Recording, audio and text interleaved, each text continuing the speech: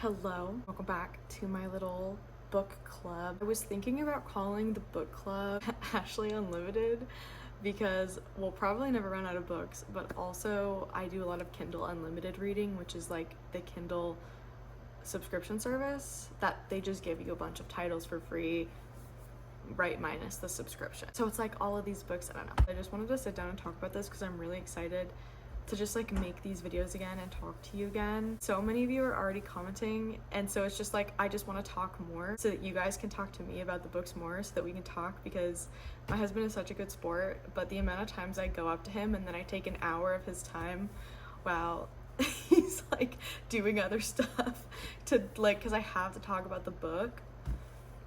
Anyways, you guys get it. I know I'm not the only one who like doesn't have people to talk to in real life about their book. Today I wanted to talk about good series that I could not complete. I call it rambling. I call it when the books start to ramble, because you get to this point in a series where you might have had like 2 or 3 really good books, but then usually because the suits who own the publishing companies that pay all these authors, right?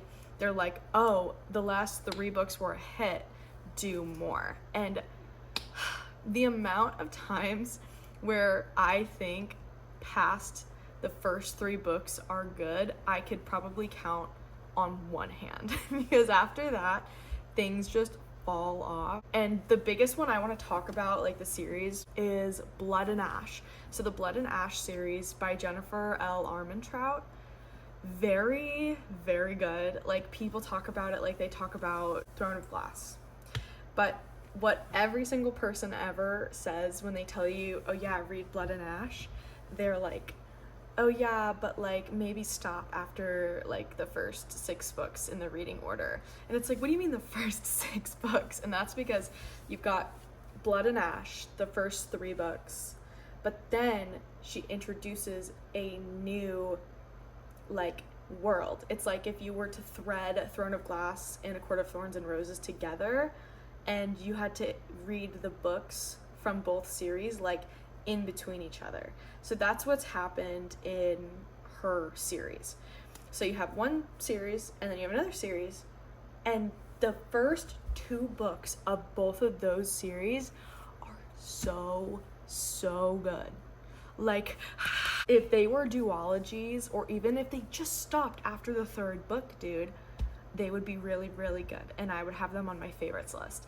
But because the books just start to ramble, it gets very frustrating. Whenever I'm in a book drought, I'll pick up my journey into the Blood and Ash universe again, because I already have this book on audio. So I'll put here like whatever books I finished, because I don't know where I'm at in the universe. That's how long I've been reading this, since like last year, and I just keep like where I'm at right now in the book that I'm in right now.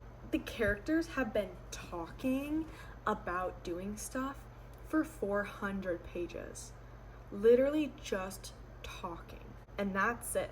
And it's like, I can't do this. I can't sit here and listen to characters talk for this long. And normally, I just want to say, I love a good journey. I love a good characters are going on a risky journey from here to here, okay? Love that. In Plated Prisoner, like, not half, but like quite a bit of one of the books is literally like a journey, and it's so good.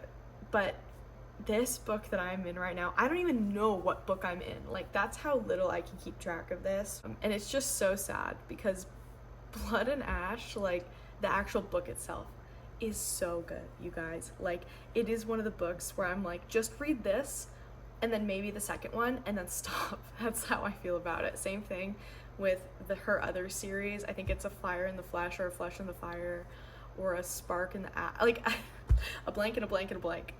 That's every book title ever. Another series that is a little similar to this is the Everflame series. Well, I started reading the Everflame series in 2024, at the beginning of 2024, and I binge read through all 3 books that were out.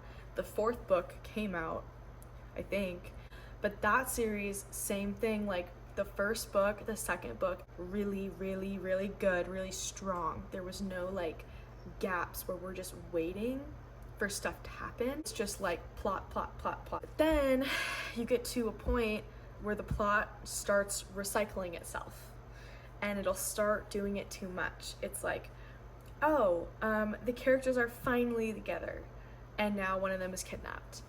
And then they get back together for like 2 nights and then another one is kidnapped or one sacrifices themselves. And then they finally get back to each other again just for one of them to literally end it all. So just this forever cycle of just like, and it's just so sad.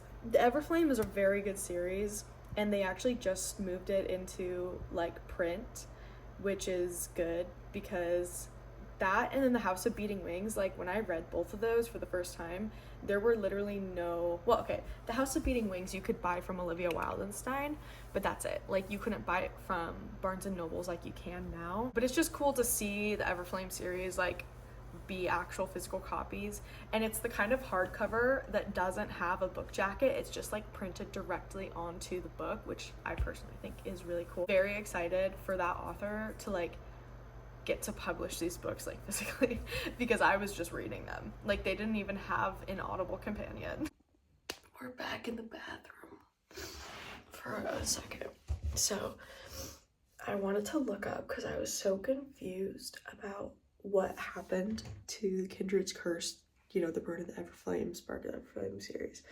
Because I was like editing this video and I was like, I should check in with Pen Cole, like see what's happening. And I don't mean that literally, I just mean like look at her Instagram. So yeah, I thought Burn of the Everflame had already come out because she had talked about it when I had finished reading all the other ones.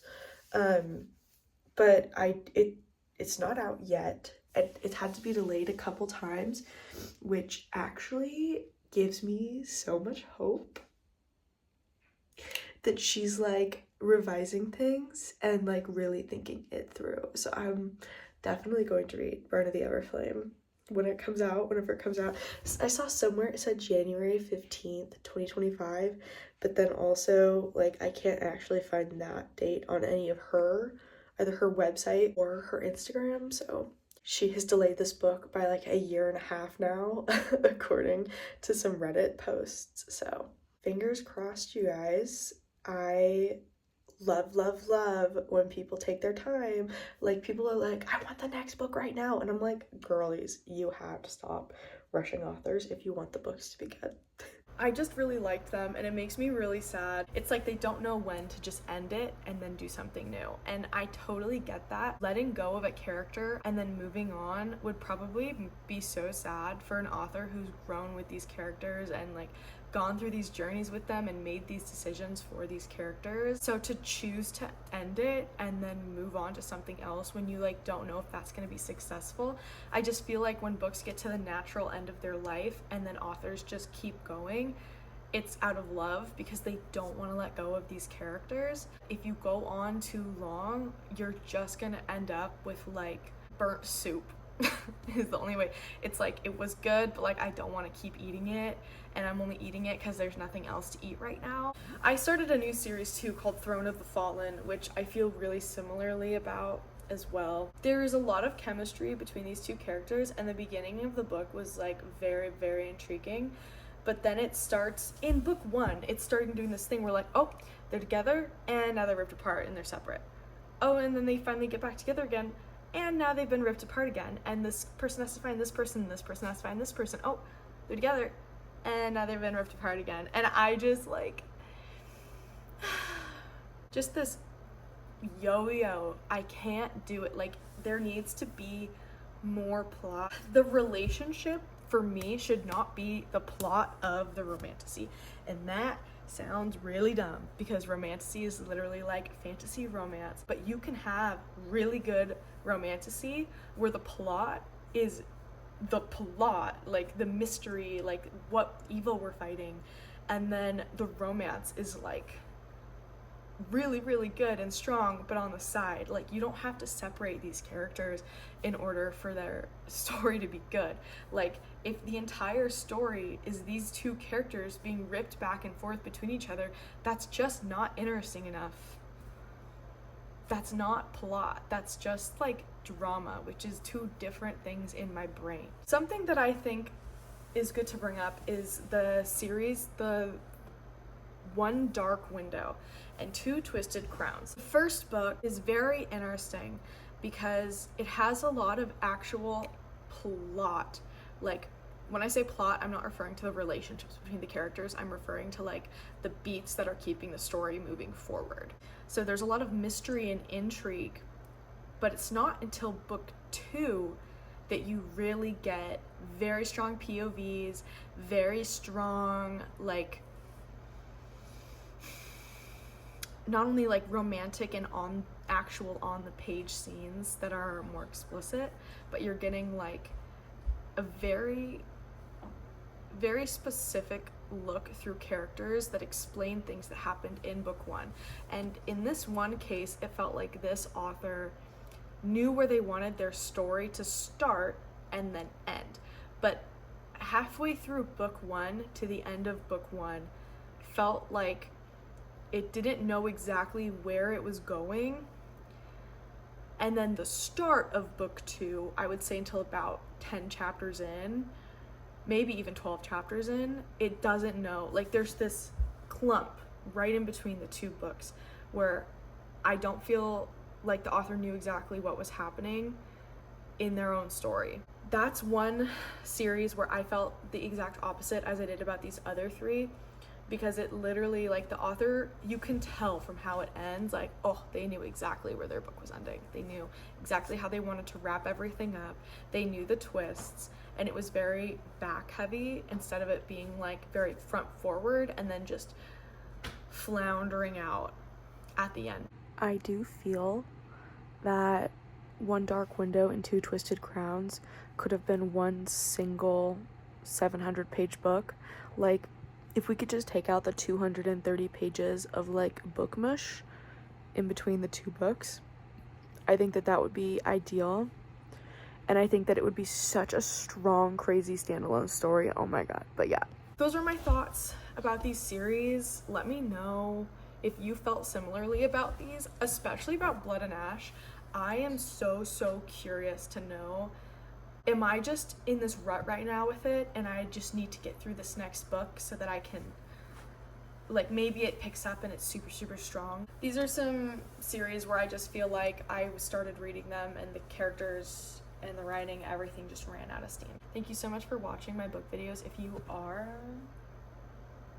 it's so fun. Please talk to me about your favorite books. Message me on Instagram at PlaythingAshley. Before I close this video out, I do just want to thank Zimph so much for always just being so nice. The person I work with, my contact, Amber, we've been working together for probably like 5 years now total, and I'm getting back in contact with them.